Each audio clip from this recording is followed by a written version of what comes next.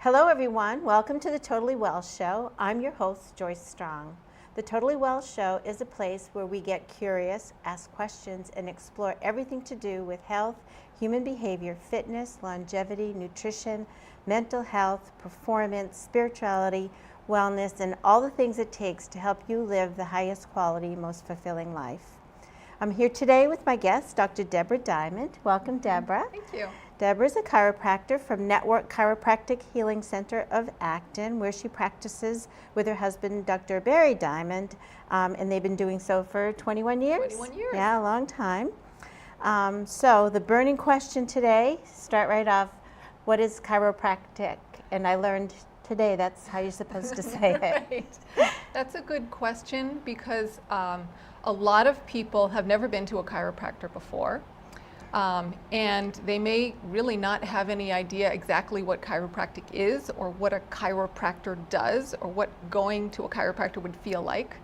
And the first thing that I want to say, which I didn't know until I arrived at chiropractic school to start, by the way, my husband and I, who at the time we were engaged, so we were fiancés, we decided to go to school and become chiropractors together. Oh wow, that's So we great. spent close to 5 years full-time going to school to become licensed chiropractors, and both of us had experience as patients over the course of our lives in different chiropractic offices, and our understanding from our experience was that there was just chiropractic was one thing, because we, I guess, hadn't been to enough different chiropractors to know at that time that there are different techniques that are practiced.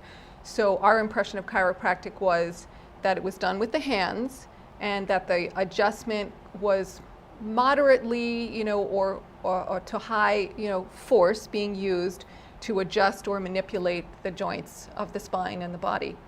And so we assumed that's what chiropractic was, and that we were going to learn to do that, and that's what we would be doing with our patients.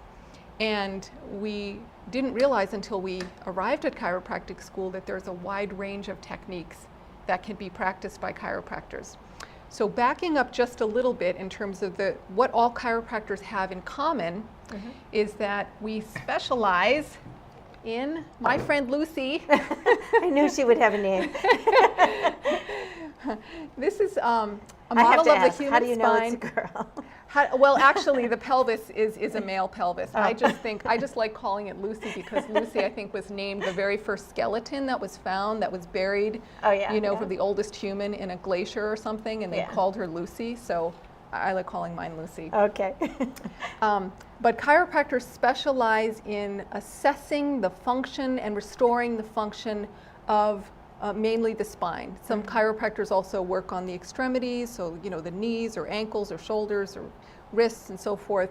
But the spine is the main specialty that we have, and we receive training that is different from what a standard medical doctor receives. Either your general PCP or even an orthopedic specialist, even a spine specialist. And over the course of the many years that I have been doing this work and have worked on patients who have been to orthopedic specialists or spinal surgeons even for that matter, over the course of their lives, they have commented to me that none of them have done the same type of exam on them that we have done. So the exam primarily, some chiropractors do take x-rays, we don't in our office, but all chiropractors will examine the spine using their hands. That's called manual palpation. So we are trained to feel things in a very subtle level. In fact, in chiropractic school, one of the things we had to practice was taking a phone book, taking one hair, pulling one hair out of our head, and putting it under 10 or 20 pages of the phone book, and then having to use our fingers like Braille to feel where the hair was. Yeah. So it's like, the princess and the pea, being able to feel very subtle findings and differences in tension of muscles, in the alignment of the bones, in the movement of the individual joints. And so we're able to assess the posture, the alignment, the flexibility, the range of motion of the entire spine, top to bottom, and help restore it to proper function, optimal function, most chiropractors use their hands. There are some adjusting techniques where they use different instruments, but my husband and I specialize in a hands-on technique. And so within that range of chiropractic techniques, some using instruments and some using hands, the hands-on techniques, there's also a range of how much force is used. So the traditional chiropractic adjustment, where if people say, I go to the chiropractor, I went to the chiropractor and they cracked my back, that's a certain type of movement that the spine is put into with the hands, and you do hear kind of a cracking sound like if you crack your knuckles. Nothing's breaking, it's not dangerous, it's not supposed to hurt, but it does tell us that, you know, that particular joint has gone through a certain range of motion. And then there are other techniques which use a much gentler touch and work in a different way. So my husband and I, when we first, named Dr. Barry, when Dr. Barry and I first arrived at chiropractic school, and we found out that there were all of these different techniques that we might be able to learn, we became concerned immediately because we didn't know about any of the others. We knew we'd be learning a few as kind of extras to the standard technique in chiropractic school, but we really wanted to make sure that we had all our options were known to us. So what we began to do was to go and present ourselves as patients in different chiropractic offices in the beginning of our chiropractic training, so that we could feel from the patient's perspective, what does it feel like to be adjusted that way? You know, what does it feel like to be examined that way? And we went from office to office to office and searching out the people that did a different variety of techniques. And we arrived one day at this woman's office who practiced a technique very similar to what we do now. Very gentle touch, just with the tips of the fingers on specific points along the spine. And is that what you call the non-force? Non-force, right. Is that so the term that you it use? is hands-on. I mean, there's a gentle pressure, so it's not 100% non-force, but there's no forceful manipulations. Is it still called an adjustment? We call it an adjustment, Okay. although it's a different style of adjustment. It's an adjustment because it has an effect on the movement and position of the spine, but in a different way than a standard chiropractic adjustment or manual manipulation. So we are using touch as a form of sensory stimulation through sending signals up the spinal cord to the brain, because what we realized as we were learning to do this technique was that the patterns that people were coming in with that most of the time were responsible for their concerns they were looking for help with, like back pain, neck pain, headaches, sciatic pain, different musculoskeletal conditions.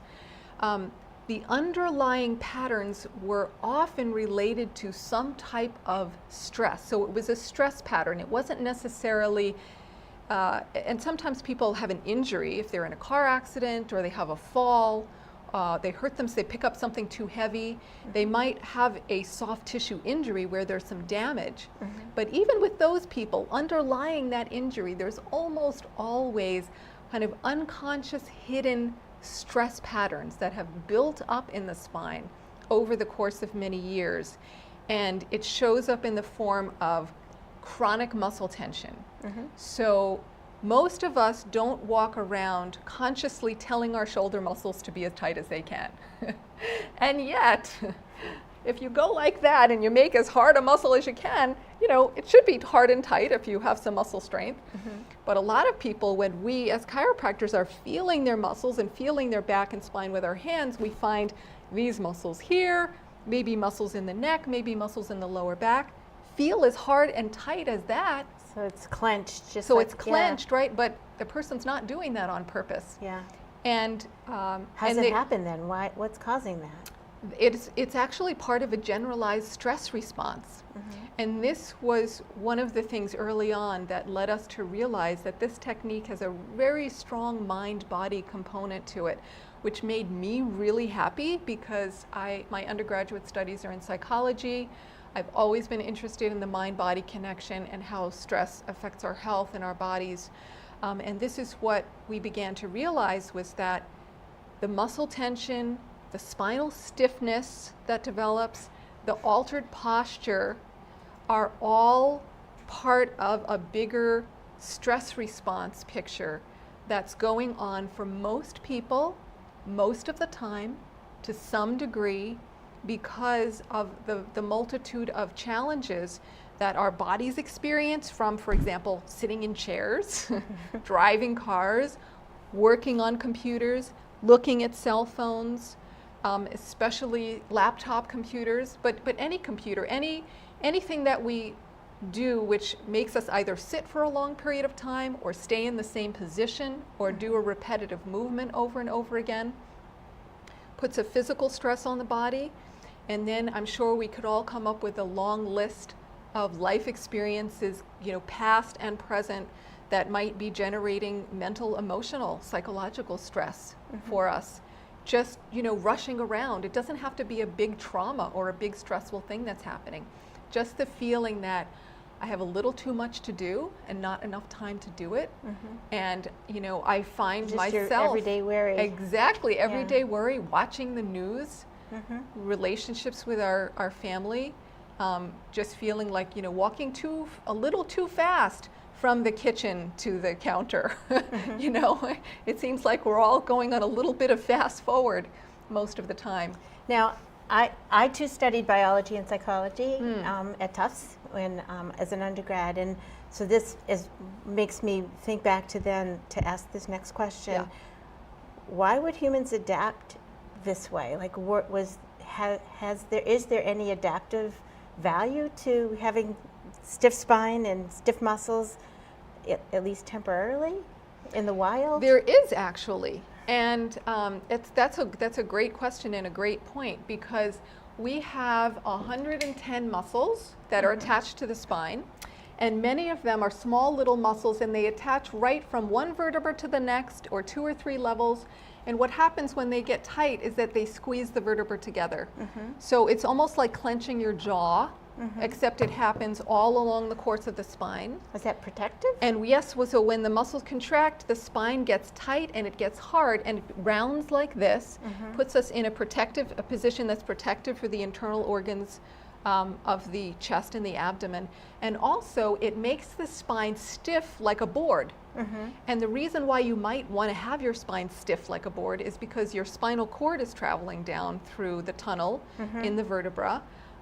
And if for some reason you might be at risk for either having, a blow to your back, your spinal cord would be much more at risk if your spine, were loose and flexible in that moment. So it's a way of preparing yourself and protecting yourself from any number of, dangers or onslaughts.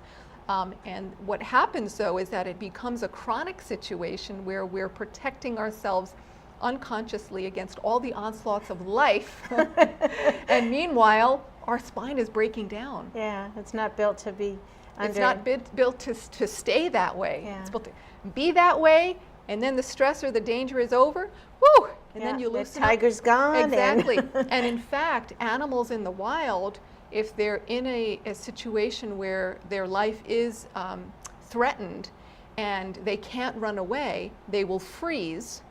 And if for some reason, by some miracle, they survive and they're rescued in some way, and the predator runs off, they drop to the ground, and their bodies will literally shake and vibrate as they are releasing that pent-up, built-up tension. Wow. So that their bodies can re-regulate themselves and reset. And then they get up, and they can go off and graze or do whatever they need to do. So they act as their own chiropractor. Exactly. So they release the stress and the tension and the trauma patterns themselves. Yeah.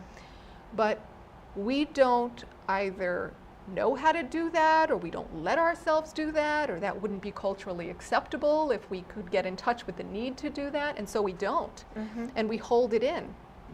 And we can be holding in things for many decades, and I had a patient come in and share an amazing story with me in the last few days, an older woman who's in her 70s, and she was having her progress exam, so that's done about after 12 visits, and she came in for chronic lower back pain that she's had for decades. And she mentioned to me then after her 12 visits that her pain was 50% better. But she said, I want to tell you something kind of sensitive before we get started. And I didn't share this with you on the first day when we did the exam, so I didn't know what she was about to tell me. She said, when I was a child, I had sexual abuse, which unfortunately is very a common thing that we hear, and it's probably about 25% of women at least have this kind of experience growing up. And so she said, I had this experience and it was so traumatic for me that my whole life I've not been able to let anyone touch me. I don't like to be touched. I can't be touched. And she said it was just the intensity of my back pain that gave me the courage, to come in here and work with you. And she said, and what's happened over the course of these 12 visits, besides my back pain, decreasing, is that I feel like I've released something deep inside me that I've been holding on to for 60 years, and I feel free. Even though I've had 20 years of wonderful therapy that's helped me so much, psychotherapy, but somehow this work, this quality of touch has gone to a place deep inside me and helped me to let go of something I didn't even know that I was holding on to. Wow. So that's really what it, for us, is ultimately about, is helping the body's own natural intelligence and the brain and the nervous system to get in touch with what are we holding on to that we don't even know we're holding on to, that we don't mean to be holding on to, and help the body and brain to achieve a state where it's able to reassess and actually let it go, and that it happens naturally without having to use forceful movements or adjustments on the spine. So helping the body do its own work, just giving an assist to the body that might have never learned it or maybe has just fallen asleep on the job. Right, and one of the things that happens with stress and trauma is that certain brain centers get kind of disconnected from each other. And so part of the what seems to be the key, and we, in the beginning of our practice, we treated many patients who told us somewhat similar stories to what I told you just now, and which we were totally unprepared to hear, because it was really not part of our chiropractic training in school to expect people to report these kinds of changes. Decreased depression, decreased anxiety, panic attacks going away, and all other manner of physical ailments having to do with other body systems, like blood pressure going down, digestion improving, skin conditions clearing up, immune system being boosted. And so as people were telling us these stories, we were quite curious as to how was this happening.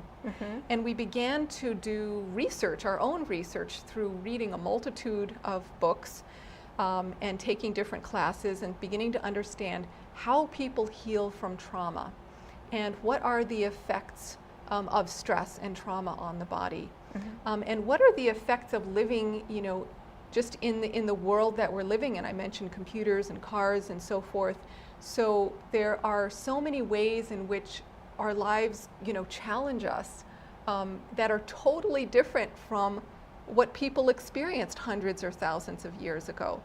And our body's capacity to cope is not able to evolve at the same level as the level that technology is evolving and our modern world is evolving. And so we feel that even though this is a very low-tech, high-touch approach, that it's really helping people to cope with the effects of our modern lives on our bodies, and because of those challenges we all have to do. So it's wonderful that you have a show like this where you're helping to educate people about all of the different pieces and parts that are necessary for wellness, because we have to do a lot of different things to compensate for the things that we ask our bodies to do that aren't really natural for them. For the challenge we sometimes have in just getting a varied, healthy, balanced, natural diet, getting enough exercise every day. So we encourage our patients to do all of those things. And we find that somehow this piece of helping the brain. And one of the things that happens during the treatment is that people go into a deep state of relaxation. So this And is I can attest because I came to see you. Oh, and that's you put right. me to sleep. Right. So just like meditation, which has also been shown to have positive health benefits, physical and mental and emotional, this quality of touch on these special points along the spine activates certain areas of the brain that create a deep, deep state of relaxation. And sometimes people have said, after they sit up at the end, I don't think I have ever been that relaxed. Wow. Wow. And so that's one of the things that we're helping people to learn, is to have more body awareness, and to practice helping to bring themselves into a more peaceful, centered, balanced, healing state, because that's really the state that our body is best able to heal in, and our minds are best able to heal in. And so the state that we're inducing is something we suggest people practice at home, and to do slow, deep breathing. So it's really incorporating some mind-body practices. And it's all about reorganizing, reconnecting with our own selves. And when our bodies open up and release, and our spine lengthens, and our posture lifts and opens up, our brain starts getting lots of different messages from the body, messages of harmony and health and and peace, as opposed to stress, danger, and concern. And so that then assists this feedback loop in staying on a more positive level.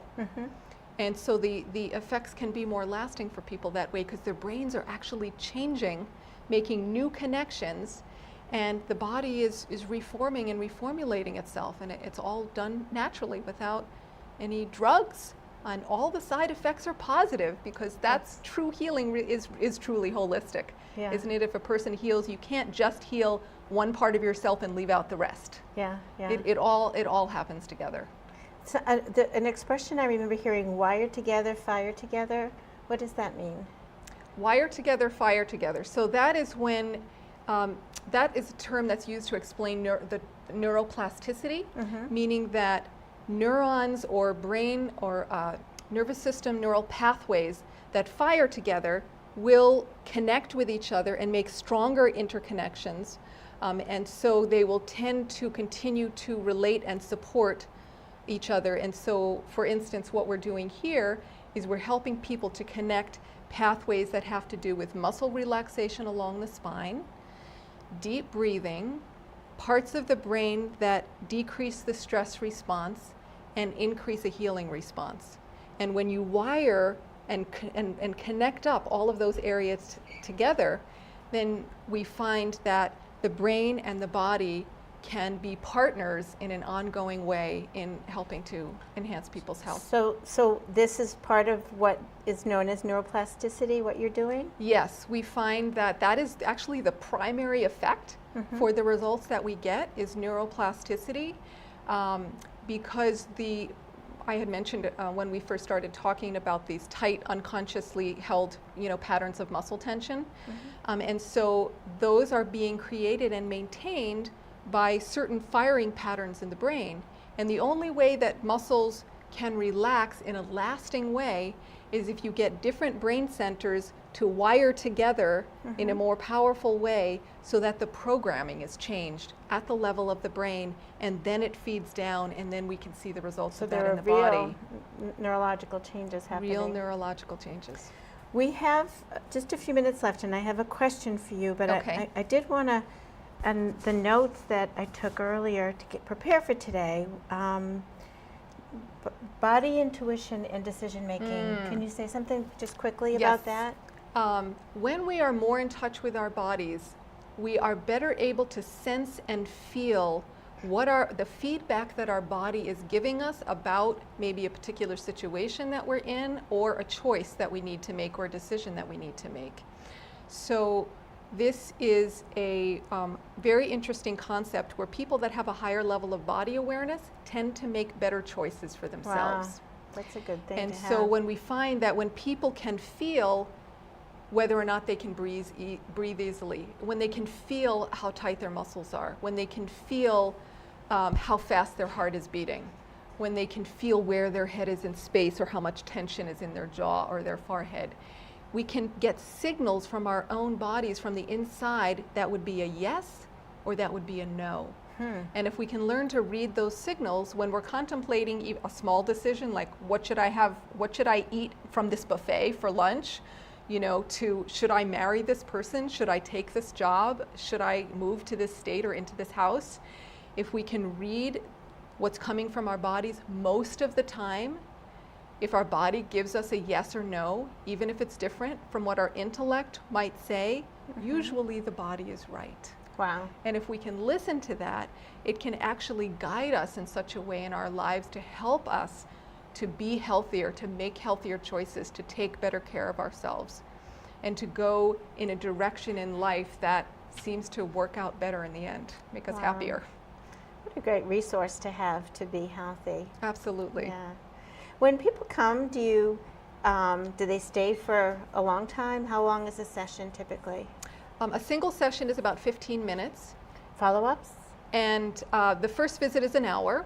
Okay. And where we're doing an intake, an exam, and a treatment. But the follow-up treatments alone are 15 minutes. So pretty quick. Pretty quick, but people go into this deep state of relaxation usually within 2 or 3 minutes. Yeah. So sometimes you feel like you've been there a lot longer. Well, because your brain's I've done it, so slowing I know. down, kind of go into a time warp. Well, we have about 2 minutes left, Dr. Okay. Deborah, and I'm curious to know what the top 3 things, and I ask all my guests this. Okay. What top 3 things does it take for you to be totally well? That's a great question. Well, I have to say that number one, because I'm married to my chiropractor, lucky enough, is that I do get regular adjustments or treatments from him. Oh, that's nice. And so I don't have back pain or neck pain, luckily, but I do it to release the stress from my system and reconnect with myself. And then I would have to say that the other top 2 are really conscious about what I eat. It's very important to me that I eat healthy, organic whenever possible food, so I'm really nourishing my whole body. And then I would have to say it would have to be a toss-up between exercise and my kind of spiritual contemplative practices that I think are probably both equally important. Sounds like a great foundation. Yeah. So, well, we're just about out of time. I did want to mention that Dr. Deborah is going to be a speaker on January 10th at the Confident Women Consortium at the Groton Inn. So you'll get to come and have a meal with us and Dr. Deborah and hear her talk more about this subject and have a conversation with her. And so I thank you so much for coming and sharing. I have more questions, but we're out of time, so we'll do a deeper dive next time. Thank you so much, Joyce. I really Yeah. appreciated being with you. All right, thank you. Okay. Yeah.